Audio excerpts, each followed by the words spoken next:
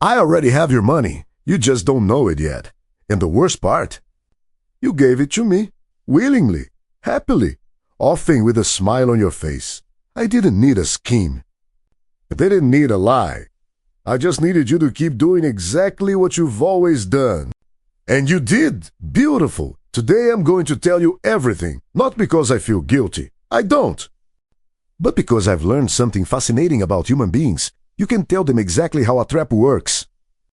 Show them the mechanism. Explain every piece of it in detail. And most of them will still walk straight back in. That fact alone has made me very, very wealthy. So, pay attention. Or don't. Either way, I win. Step 1. I made sure you always looked wealthy before you actually were wealthy. Here is the thing nobody wants to admit.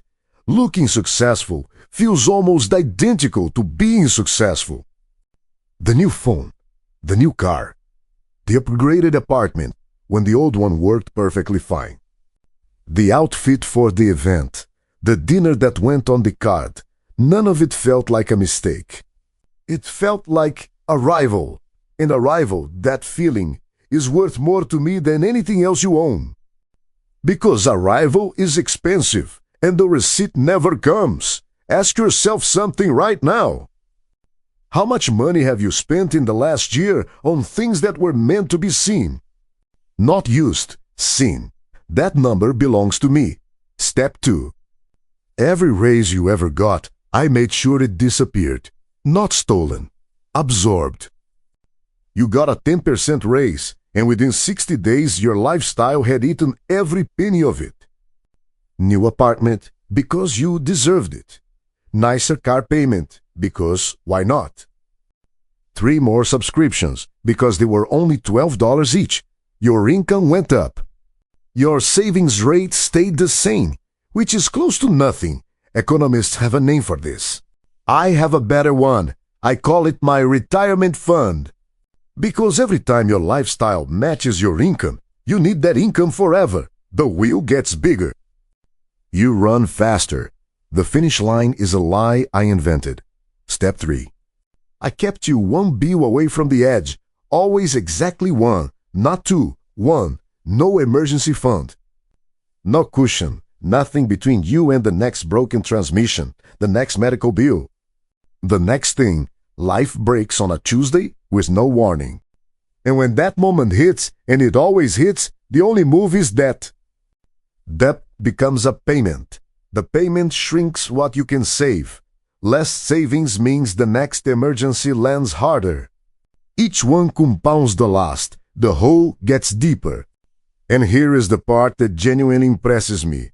Eventually, the hole gets comfortable, familiar. And you stop trying to climb out. You decorate it. 60% of Americans cannot cover a $400 emergency without borrowing. I did not create that number.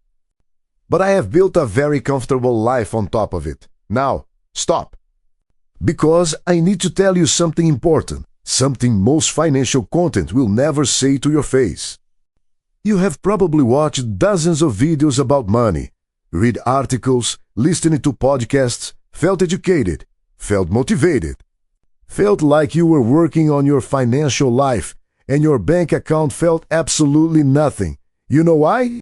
Because understanding is not the same as changing, and the entire financial education industry, the motivational content, the hustle culture, the $400 courses, the beautiful explanations of compound interest that change nothing, exists to give you the feeling of progress without the inconveniences of actual progress. It is the pacifier. And I am very grateful for everyone who makes it. Step 4. I used comparison to make sure your spending decisions were never really yours. They were reactions. Your coworker got a new watch. You were not thinking about watches that morning. Suddenly, your watch felt wrong. Your neighbor parked something new in the driveway. Your car was fine the day before. Your friend posted vacation photos. Your savings plan started to feel like punishment. This is not weakness. This is not a character flaw. This is biology being exploited at scale by advertising. by social media feeds engineered to make you feel perpetually behind, by a culture that decided visible consumption was the primary language of success. Comparison converts contentment into dissatisfaction on contact. Dissatisfied people spend, "I don't need to push you. I just need to make sure you're always watching someone else." Step 5. I made sure you never truly learn the difference between an asset and a liability. This one is quiet. It costs people hundreds of thousands of dollars over a lifetime, and it never announces itself.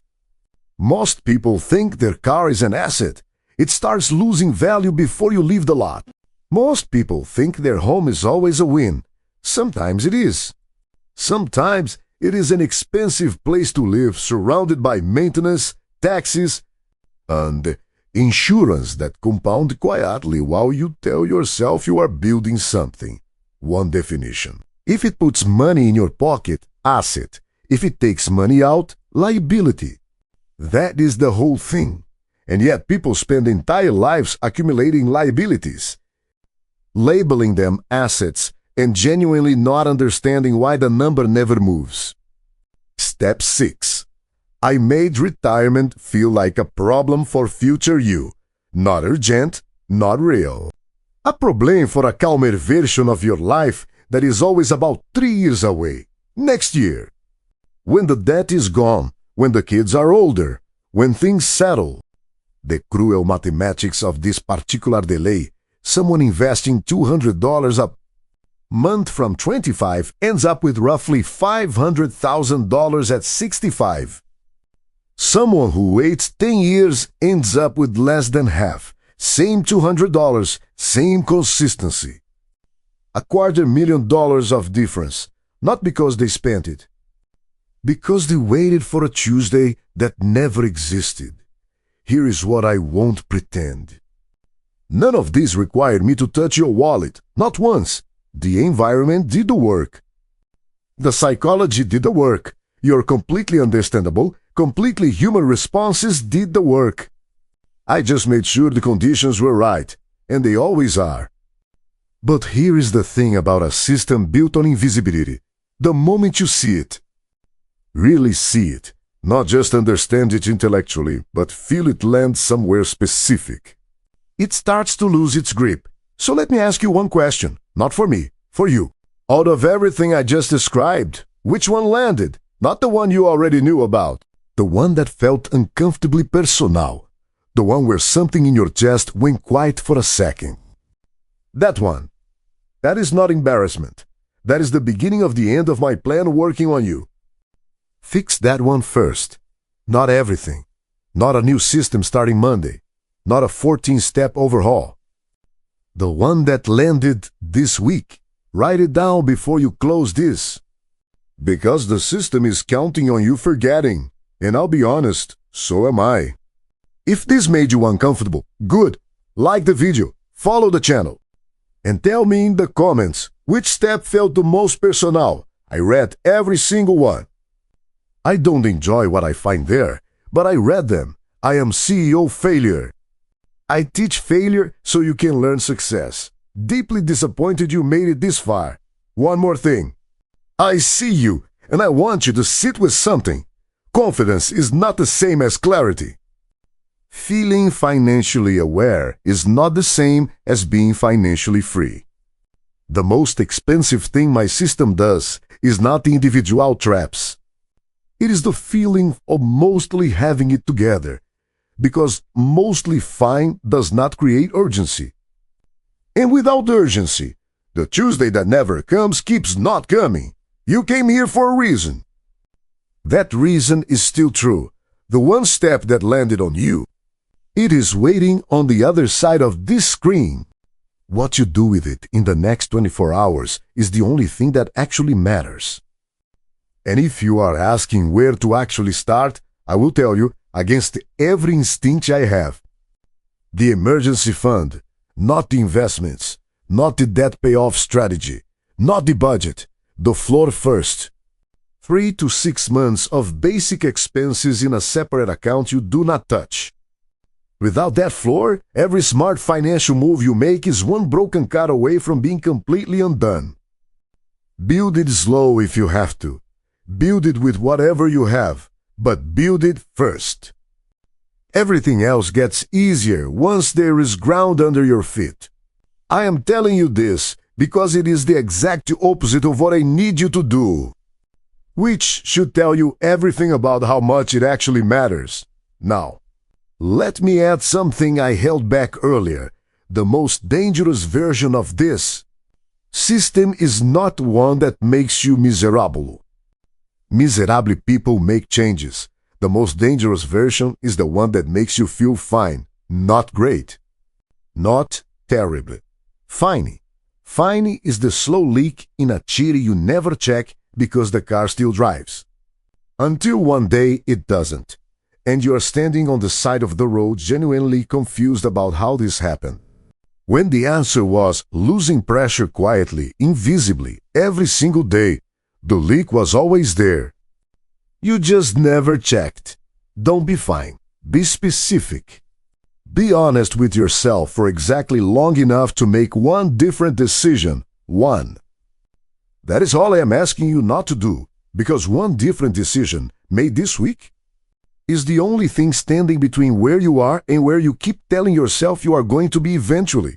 Eventually is not a plan. Eventually is the trap. And the step you identified, the one that landed, take it before tomorrow. Not because I told you to, because the version of you that is still inside my system is counting on you to wait. That version is very comfortable. That version has decorated the hole. Don't let that version win. I certainly hope you do. But I certainly hope you don't. The people who change their financial lives do not wait for the right moment. They do not wait for the debt to clear order. They do not wait for the debt to clear order. Kids to grow up or the budget to have more room. They start in the middle of the mess. With whatever small amount they can manage, in the exact same chaotic life they have right now. Because the mess does not go away. The chaos is the permanent condition. The only variable is whether you are building something inside it, or waiting outside it for a door that does not open. I built this system counting on you to wait. I have been very comfortable as a result. The question is whether you are comfortable with that or not.